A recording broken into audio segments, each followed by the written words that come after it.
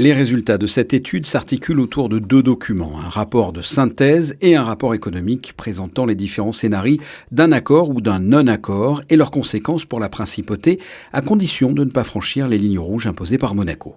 Il y a encore une fois un certain nombre de points qui posent difficulté, puisque, je le rappelle, il y a eu cette définition de ligne rouge, c'est-à-dire les spécificités de Monaco, que tout accord ne doit pas menacer gravement.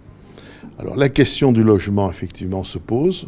À mon avis, ce serait le bon sens que de reconnaître qu'ici, il y a une spécificité compte tenu des prix du logement qui sont les plus élevés au monde. Et il est évident qu'il est nécessaire d'avoir une politique en faveur des ressortissants monégasques dans leur pays. Pour d'autres sujets, les choses se présentent d'une autre façon. Il y a la question essentielle de l'emploi privé ou de l'emploi public. Et puis, il y a toutes sortes d'autres sujets.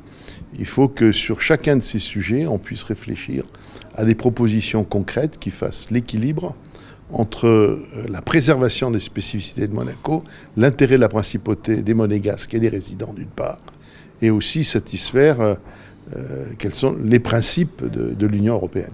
Ces négociations avec l'Union européenne ont débuté il y a 8 ans et l'Europe souhaiterait que les négociations s'achèvent d'ici la fin de l'année. On peut comprendre qu'à un moment donné, notamment du côté européen, on souhaite donner un petit coup d'accélérateur à cette négociation pour essayer de la conclure. Parce que les termes de la négociation sont connus depuis le départ. Les autorités monégasques, pour ce qui les concerne, ont fixé leur ligne rouge dès le début de la négociation. L'Europe a indiqué quels étaient les paramètres de sa propre approche. Je pense qu'il faut conclure une négociation lorsqu'on estime qu'un point d'équilibre a été atteint, lorsque les intérêts de Monaco d'un côté, les principes auxquels l'Europe soit attachée de l'autre, ont trouvé leur point de conciliation et d'équilibre. Si ce moment intervient à la fin de l'année, pourquoi continuer à négocier avec une nouvelle commission, un nouveau Parlement européen?